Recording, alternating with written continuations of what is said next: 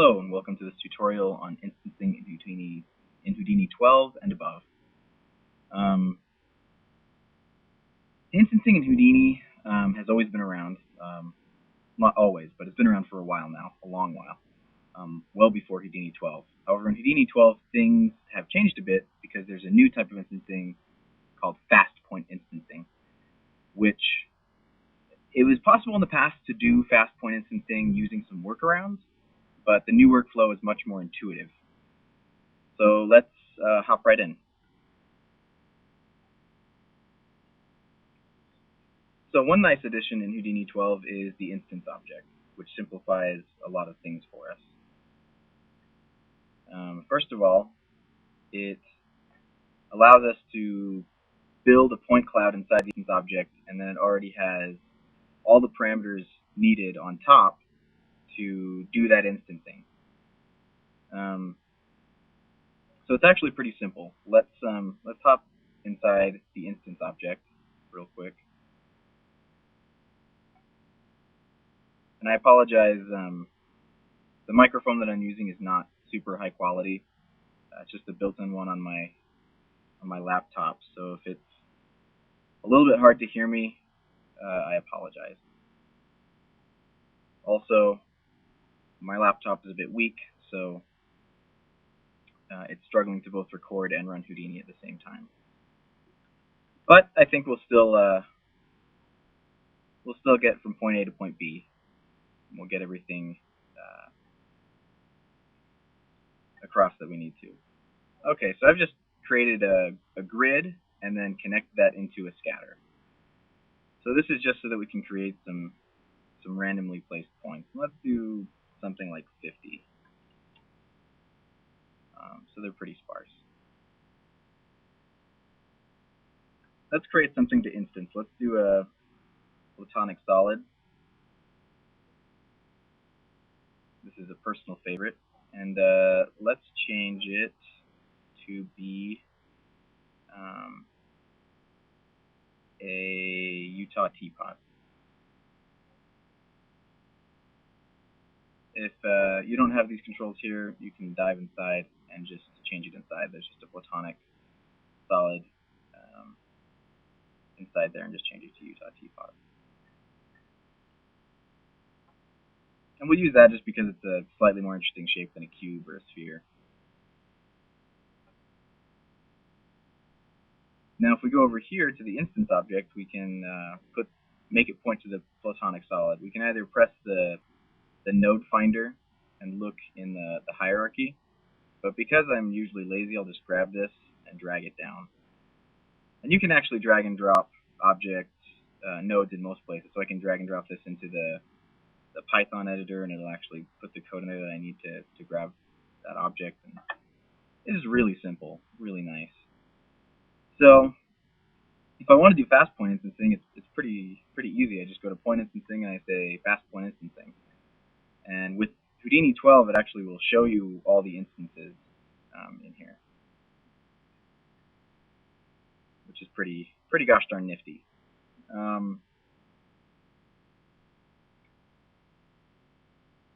We can also randomize these a little bit. So if let's do a point stop and connect in the scatter. And now we'll go down to add normal. And we're just going to say rand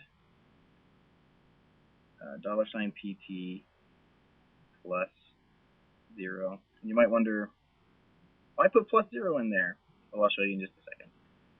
So we'll go to the y value of our normal, and we'll change this to plus 1. And then we will go to the z value and do plus 2. So it's just to keep it a little bit cleaner, so we know 0, 1, 2. But as far as running the expression, it makes no difference.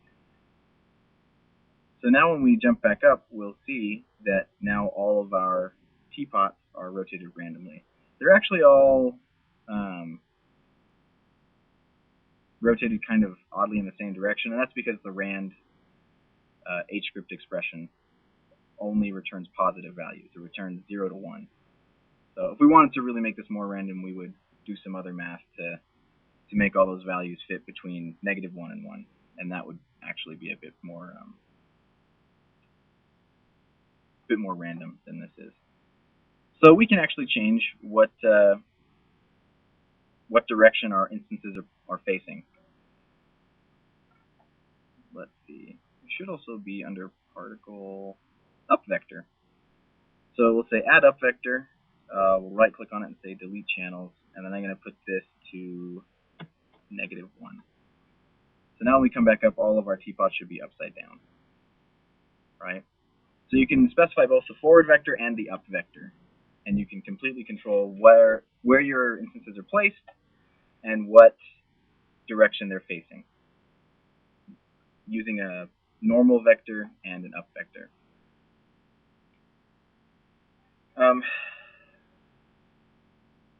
The one last thing that we can change per particle, or per point, I should say, is the material. And this is with fast point instancing. So the things that we can control with fast point instancing are the orientation. Oh, let's also do one more, actually. Let's do add scale. So this is a p-scale attribute. And we'll just say rand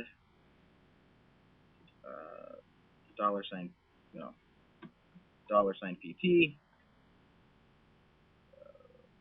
plus 1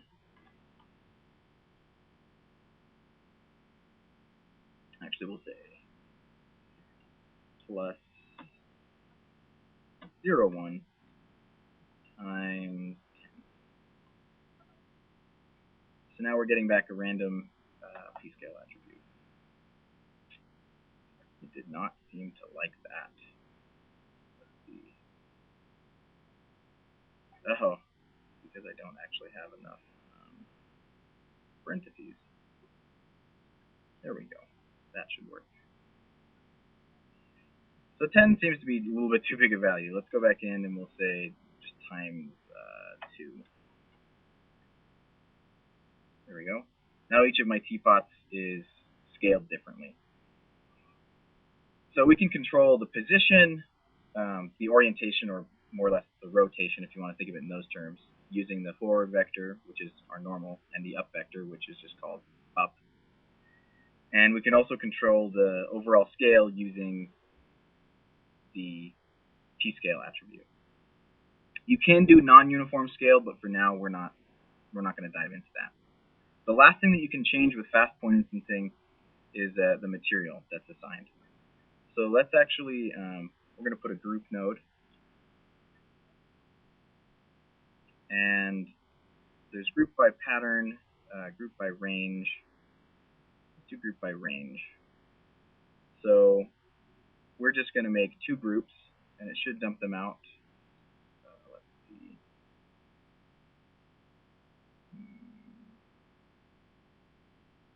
We want primitives, we want points.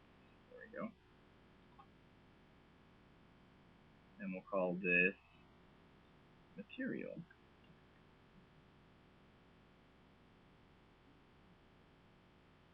Okay. So we have 25, we'll call it mat GRP, or mat material group. There we go.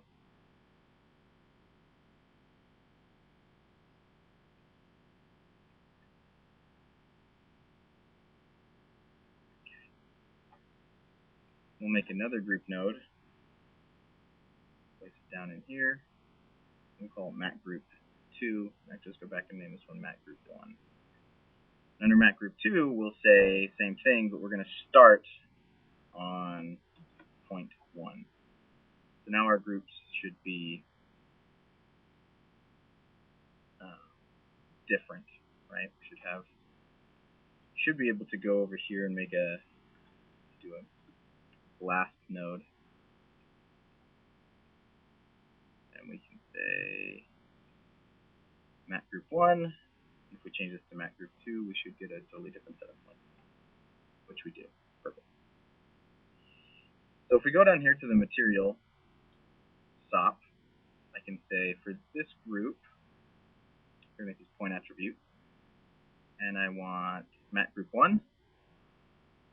I'm going to add another one, and this material is going to be for matte group 2.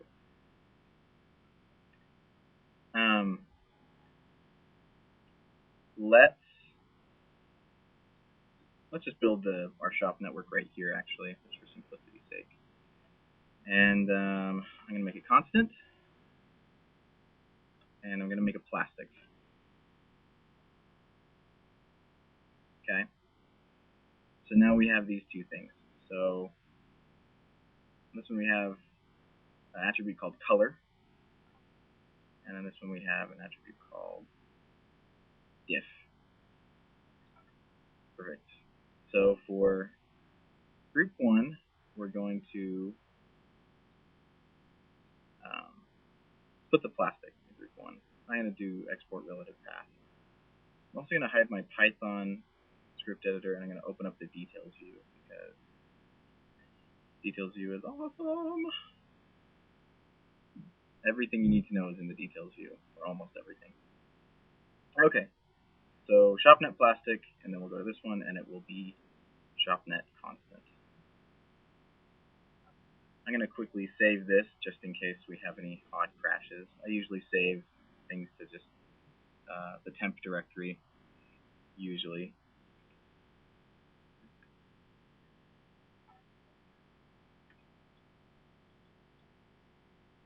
Okay. Now if we do a render, we should notice that we'll have some that look fairly normal. Awesome. This is exactly what I wanted.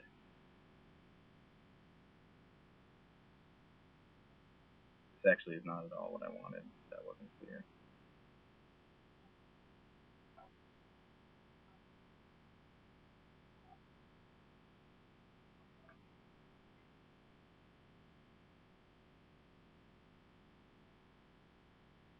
Luckily, we did actually save beforehand, so hopefully we can recover from that fatal error.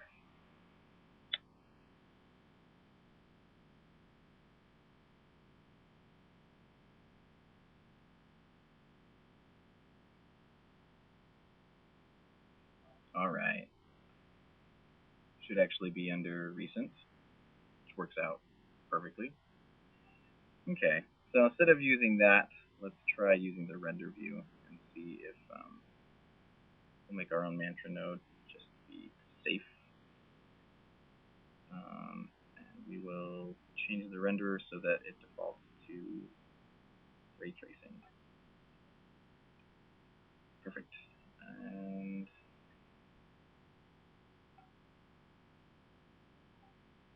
go back here and let's just create a quick and dirty camera, just because you're always better off having an actual camera. Okay, I'm going to save again, and let's hope that this works. It looks like it is. So now we should see that some of them are constant and some of them have a plastic shader on them. So we can actually, per instance, choose the material that is on them. The one last we can do with fast point instancing is that we can change the attributes per material. So we go here and I click overrides use local variables. I can choose the parameter, which is pretty easy. I already have a diffuse, right? And it already knows that it's a color, which is perfect. So I'm going to do what I did before and say rand $PT plus 0, right? And we'll do this here again and here again.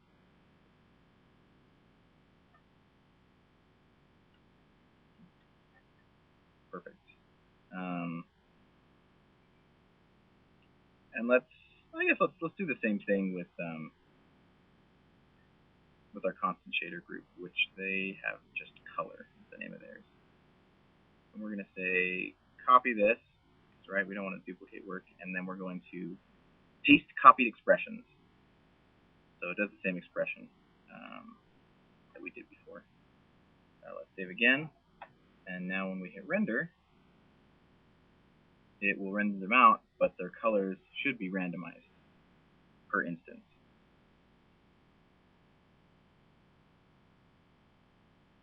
It's going to take a bit longer to generate the scene, but not any longer to render it. Right? It has to go through each instance and set those properties correctly. The constant one did not work, and here's why.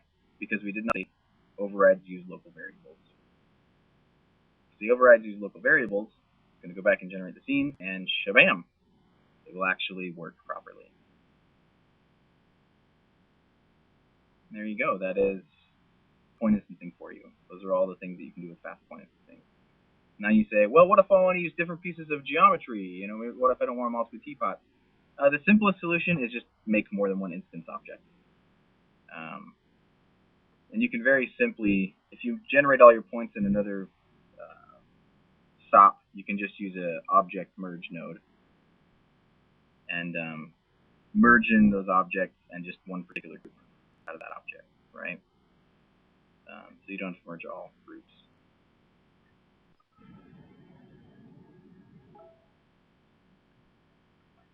Okay. Now you might be saying, well, it's also showing that platonic solid, and I don't want it to be, right? I wish that it just wouldn't show that platonic solid. That's frustrating. I have that center one. It's actually really simple.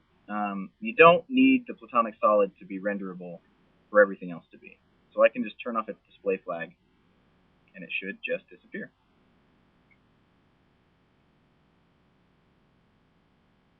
And now we don't have that one right in the middle. If you don't like turning off the display flag, you should also just be able to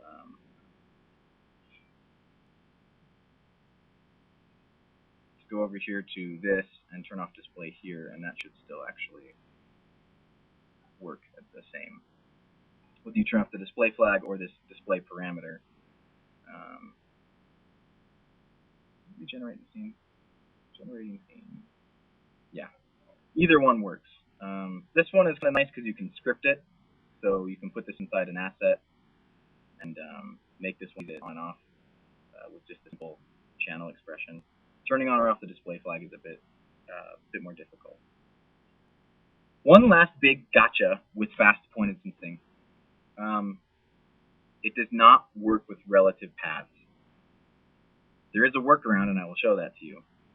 But if I say export relative path, and then it generates the scene, it does not work. I've talked to the developers about this. It is actually the expected behavior, at least from the developer standpoint. So I know it's kind of confusing and frustrating, but there's a simple workaround, and it's not hard. Give me 1 second, because I have to plug in my laptop before it totally dies.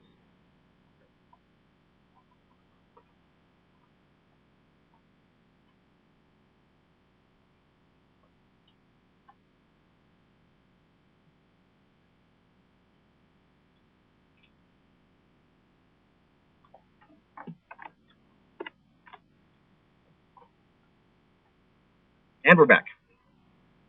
Okay. So the workaround is actually really simple. There's just a simple expression that we can use. So we use the backtick, which the backtick is usually right above the tab key and right below the escape key. And the expression we're going to put is op full path. We're going to have an open parenthesis, we're going to have a quotation mark, and we're going to have a closing quotation mark, and a closing parenthesis, and another backtick. Now it'll actually work. Now, if you ever want to see what string expression actually evaluates to, you can middle mouse click. And it will actually show you what it evaluates to. And if you look really closely, you'll see that there's actually dotted lines around the parameter. If you click it again, it'll go back to normal. The thing that I like to do when I make one actually is right-click, go to channels and keyframes, and say set keyframe. And then it will set a keyframe that has that expression as its keyframe as its expression. In case you didn't know, expressions are keyframes, which is kind of an interesting feature of Houdini. It can be a useful one. That is about it for fast point instancing. That's the biggest gotcha right there. Most people don't know about it, and they get frustrated, and they say, why isn't instancing working? Why isn't instancing working? And it really is 9 times out of 10, it's this issue right here. Just that it always wants an absolute path. And the easiest way to take care of that is just to put full path and then the path to it. The other nice thing is when we make it into a keyframe, it'll actually give us completion automatically, right? Which is nice. So I can much easier to type in what I want to grab. So that is fast point instancing. Let's deal with full point instancing really quickly. So why would you want to use full point instancing if fast point instancing is pretty flexible, right? We can vary the size and shape. Oh, maybe not shape, but we can vary the size and the position and the orientation of our instances, and we can even put materials on them. Now keep in mind, the real benefit of fast point instancing is internally, when Mantra renders this, it will have one Utah teapot in memory. Only one. And then it'll have the rest of the points in the position. And every time it decides to render one of those points in position, it just moves that Utah teapot into that position at that size, that scale, that position, that orientation. So especially if you have a really complicated object, let's say you have a tree, right? And that tree has 5,000, 10,000, 100,000 polygons on it. You can use instancing, and really you only have one tree in memory, but you can move it around all you want. Now, you figure, let's say it's 100,000 polygons for that single tree. And that's not the end of the world, right? That's renderable. But then once you have 10 trees, you have 1,000,000 polygons. Once you have 100 trees, you have, if my math is correct, 1 billion polygons, right? That can really start to add up. So using fast point instancing, you can start rendering literally billions of polygons, or the equivalent of billions of polygons, for very cheaply. The render will go much faster. You won't use even a fraction of the memory, right? Well, you will use a fraction, but a very small fraction of the memory that you would if you had all those copies actually in memory. This is a good reason why you should not use this, or you should not use copy stamping over this. A lot of people do copy stamping and feel really clever. Almost everything you can do with copy stamping, you can do with fast point instancing. Not quite everything, but a lot. So you should turn first to instancing and only go to things like copy stamping when fast point instancing doesn't work. All right, let's go on to full point instancing. Now, what's the difference? Full point instancing, it's more like copy stamping at export time, right? So you can essentially get slightly cheaper copy stamping because it doesn't have to show it in the viewport. It will do the copy stamping at export time to the renderer. This actually is really useful in certain circumstances. So let's make my Utah teapot visible again, right? And let's actually put down a light.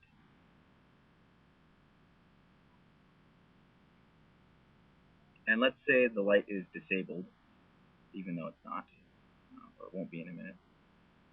Let's change the instance object from that to my light.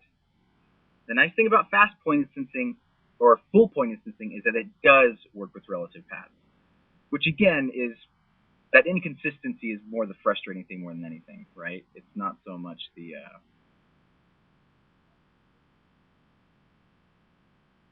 can I kill those? Well, those instances are stuck in memory for some reason.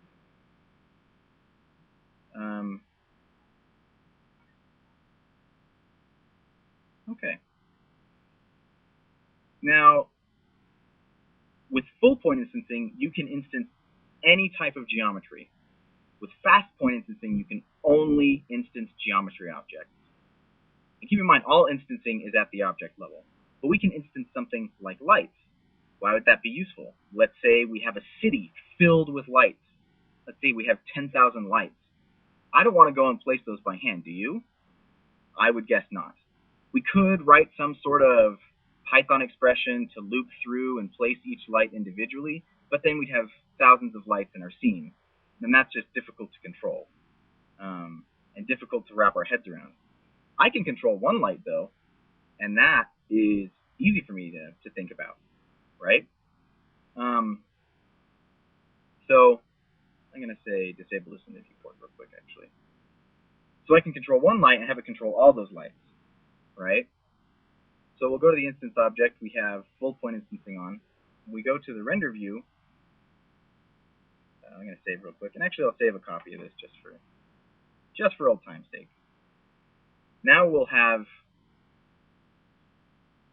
50 lights in our scene, and you notice that our Utah teapot becomes extremely illuminated. Let's actually pause this real quick. Yeah, I decided to actually start putting the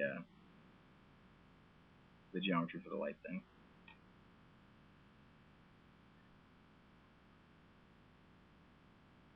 And actually, that's kind of annoying. What we'll do, I'm going to go allow editing of content. And actually, inside of every light, there's actually just a huge network for choosing what the visualization shape is. And then whatever that visualization shape is, it just shows it in wireframe mode. So I'm just going to say origin, which should just show a point. It might not work until we try to re-render again. Let's try that. It's generating the scene, doing its thing. Should be able to go back to this viewport, and there we go. It just shows the points now, which is much easier to deal with in the viewport. Now we get to learn another expression, one that's pretty useful. So remember how with rand we said $PT? Well, with full point instancing we can do something different, right? So we can actually control these parameters at the object level now.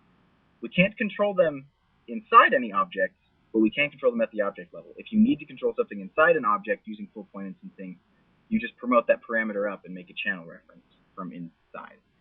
So we'll use rand, and instead of saying $PT, right, because we don't have a $PT variable, I could try to put it, and it would just whine and say that there's nothing that matches that. I'm going to use a special expression called instance point.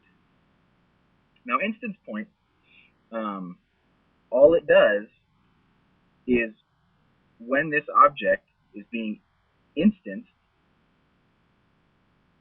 by the instance object, right, it will run that expression and return the point on which it's being instanced. Now, my understanding is that if there is no instance point to return, it just returns 1, right? So if it's not being instanced, it should just returns -1. That makes actually a lot more sense, because there's no such thing as a point of the value -1. So it returns -1 every time if it's not actively being instanced, which, if you'll notice, if I said enable in viewport, it's going to be blue. And we actually wouldn't see the influence of the other lights, because full point instancing doesn't exactly work the same in the viewport. But now, let's take this and let's turn this down, because with 50 lights, it's going to get pretty bright. But now when we actually render, we should see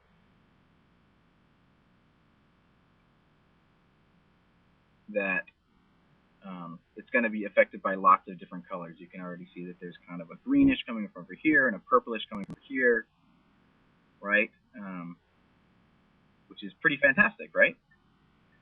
So if you have to instance something other than geometry, or you have to instance geometry but you have to modify each copy, you can use full point instancing. Now keep in mind, if you're instancing geometry and you are modifying each copy, it will actually create that geometry in memory. So if I'm instancing the Utah teapot, and let's say it has, well, it's made of NURBS or Bezier patches, one of the two. But we'll talk about it in terms of points. So let's say it has 100 points, right? If I instance that 100 times, or let's just say 10 times. So if I instance that 10 times, it's 1,000, right? If I instance it 100 times, it's 10,000, right? Or 100,000? I can't figure out the math off the top of my head on that one. But point is, it quickly gets pretty heavy pretty fast, right? and that stuff will be duplicated in memory. It's not like fast point instancing where you have one copy of geometry that's just moved around as needed. So I only really use full point instancing for things like instancing lights, right? Or really, that's for me. That's about it. I use it for instancing lights at this point because fast point instancing is so much faster, really, and so much more efficient. And if I really need some variation, I'll just instance a couple different types of objects, right? Even if I instance 3 objects that are 100,000 polygons each, well, that's fine. I still only have 300,000 polygons instead of a billion, right? Still way cheaper. I said earlier that if you wanted to instance lots of different things, just make more instance objects. You don't necessarily have to do that. You'll notice here on the point object, you actually have an instance attribute. So you can actually bake into the point an attribute for the instance. So it can live on the points, and when it lives on the points, it will override anything it finds up here. However, most of the time, it's just easier to make a couple instance objects and use those, right? So with this, we can randomize based on instance point, right? Or use that expression as needed. And we can do nifty stuff. We could make a ramp to choose where to look up on the ramp, right? Because if we do rand instance point, it's going to pass us back a value that's between 0 and 1. We could have a ramp that it goes and looks up on to see what's my color, right? Or it could use the same thing for the light intensity. It could say, what's my light intensity? And you could give it a range and say, hey, for all these lights, I want them to be between 0.5 and 1, right? So you get some randomization in the intensity that you can control. So lots of really nifty options here. And if we can obviously change any other parameter that we want. We can make these all spotlights, or instead of point lights, we could do area lights. We could turn on the attenuation. A nifty little thing here, if you're going to instance these lights, something that I found that really helps is turning on the active radius. This just says any object that's outside of this radius from the light won't be affected. It won't even know that the light is there. It won't calculate it, right? I was once rendering some particles, and I found that it was actually easier to instance lights to them than to do any sort of GI, global illumination. And so using the active radius, I was able to put thousands, possibly tens of thousands of lights in there, and it was very efficient. It still rendered in a matter of a few minutes. When I turned off the active radius, it took much longer because no matter where those particles were, the objects around them would still calculate them, even if it really ultimately had no effect on them. So if you're planning on instancing lights, use the active radius. And the nice little trick is you can use this attenuation ramp, and you can actually just copy this and paste a relative reference. So you can say, oh, well, this ramp ends at 76 units. Well, so does the active radius. And then you just make sure that the ramp ends on completely black. And that way you can always affect get kind of a fall off. It's not going to be physically correct, but really no one ever really notices anyway. So it's a nice little cheat for some efficiency.